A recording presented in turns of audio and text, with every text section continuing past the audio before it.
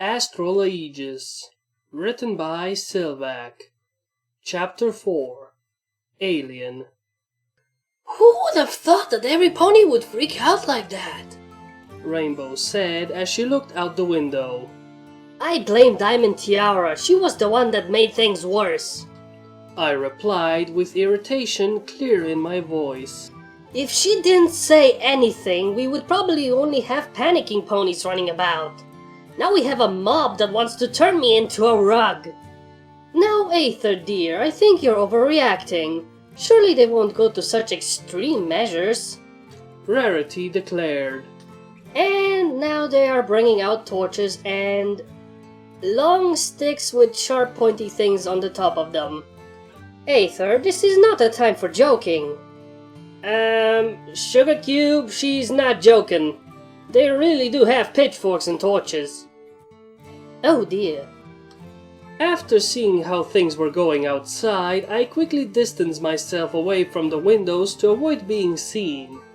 Looking at Twilight, I said, I think we might want to write a letter to either Princess Celestia or Princess Luna. I don't think we have to resort to that yet. I am a princess after all. Just give me some time to calm every pony down, Twilight requested. They're burning anything that has Aether's name on it now. I'll write the letter. Every pony here is taking this rather calmly. Is this something that happens time to time? I asked. Well, normally ponies will be panicking and running about, Sugar Cube. I reckon this may be the first time we had an angry mob included. Applejack answered. I think Discord actually had a good point about me. I just seem like a bundle of chaos just waiting to happen. Also, Buck, there goes all my presents. Don't worry, Aether. I have them all stashed away safely. Pinky chipped in with a grin. Wait, when did you have... Never mind. I started to say before I face-hooved, remembering that I shouldn't ever question what Pinky can do. Sitting down on my rear, I simply watched as all the mares in the room kept an eye on what was happening outside while Twilight was telling Spike what to write.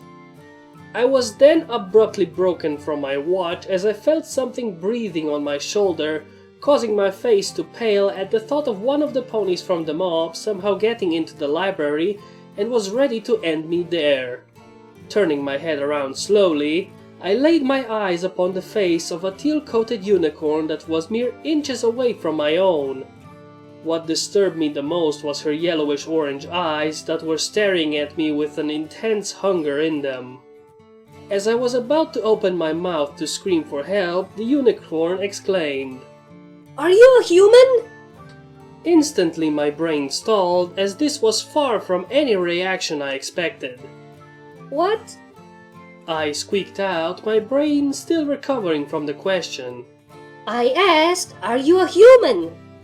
I, don't know what that word means. Lyra, what are you doing here? Rarity asked as the other mares came over, the exception being Twilight as she was still talking to Spike. Seems like she was trying to put the news about the mob that is out for my blood in a graceful way, which I knew was an impossible task. Oh, come on, Rarity. You think I'm not going to pass up the chance at meeting a pony that could have been a human?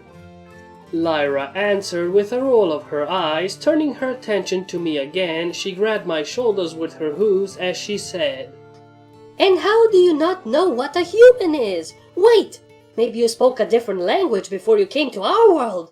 Humans are these tall, hairless apes that walk on their rear legs while they use their forelegs to handle things. Their forelegs don't even end in hooves, they have hands. I dumbly stared at her before I answered. I don't know if there is such a thing as a human, but I never was one.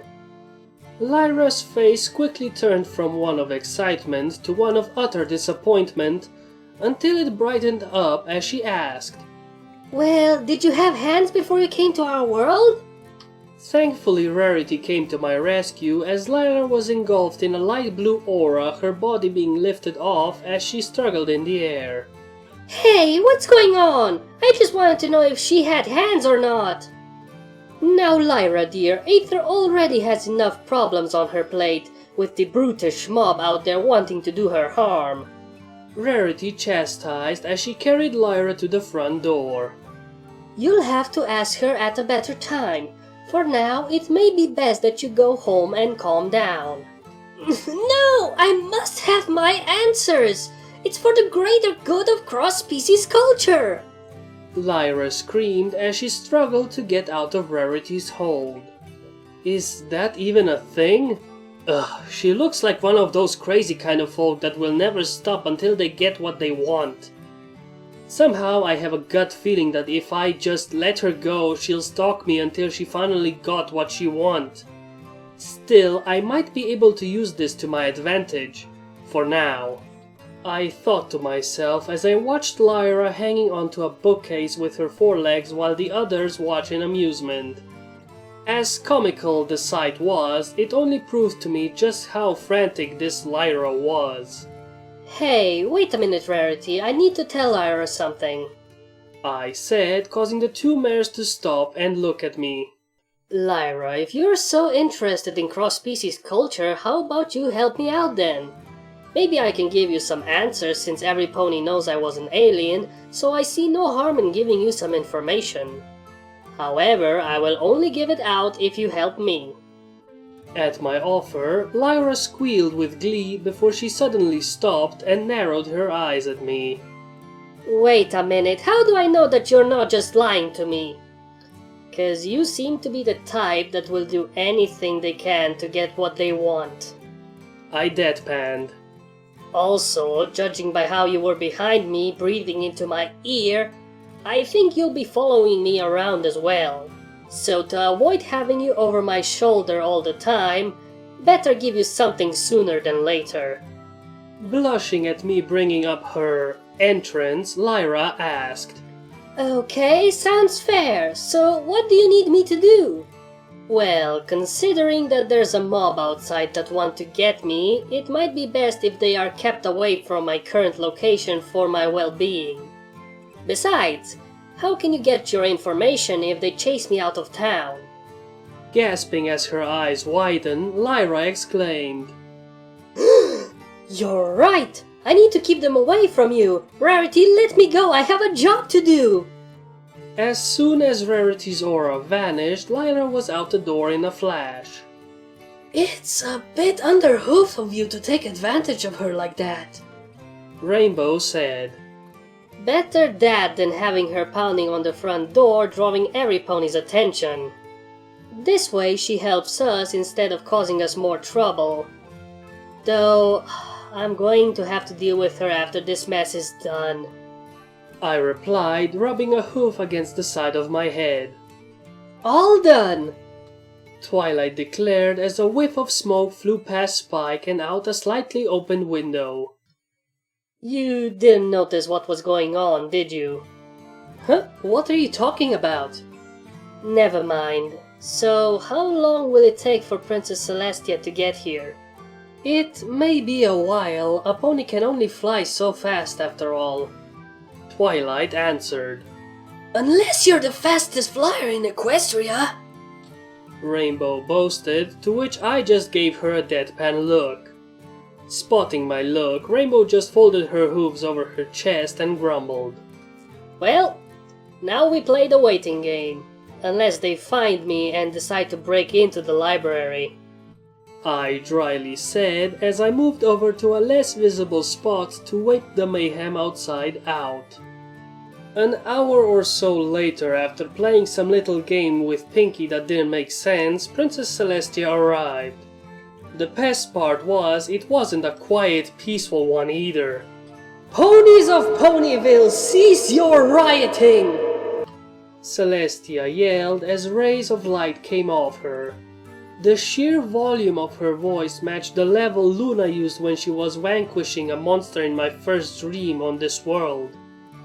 After talking to Twilight about how loud Celestia was, she mentioned it had something to do with the Royal Canterlot voice, as she called it. Minutes later, after Celestia's entrance, a knock on the door was heard.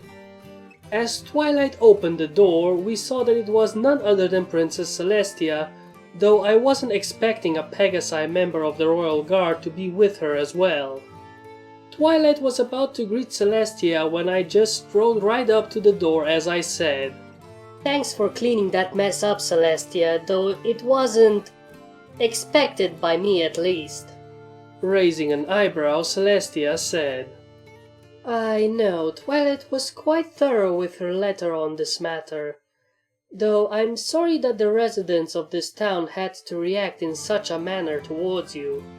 It's the norm for most cultures, so don't feel bad about it. It wouldn't be the first time I was chased by a world's natives. Besides, this time there was an extra push to cause the mob. At least no pony got hurt. Yes, well, I decided to take some cautionary measures in case an incident similar to this one were to occur again. This here is Silvershield, and he will be your Now wait a second, I don't need a protector! I protested, stomping my hoof down in annoyance. Now Aether, Silvershield isn't here just to protect you in the physical sense. He's here to help prevent incidents such as this alien incident from occurring again. Also, wouldn't the recruits find it hard to believe that a filly is training them? By having a member of the Royal Guard supporting you, that shouldn't prevent that problem from happening. However, it would be best that you two know each other before the recruits arrive. That way you two can become an effective team. Fine, you have a point there, though it's kind of creepy that all of your Royal Guards look alike. No offense. I said, only to have both Celestia and Silvershield smirking at me. What? What are you smiling about? At a nod from Celestia, Silvershield took off his helmet. With its removal, his coat and mane changed, his coat turning from a white to silver, while his mane changed from blue to white. Looking at me with his topaz-colored eyes, he asked, You honestly thought that every member of the Royal Guards look alike? Furrowing my eyebrows together, I answered, Well, considering that I've seen a few species that have millions that look exactly alike, yeah, it wasn't so hard to believe. Really? Yeah, really. If this surprises you, then oh, sweet Celestia, the next few months or years are going to be a grand time for you. Oh my god. A new character, my goodness, this is gonna be a grand old time. I can't wait to see what kind of shenanigans they get up to.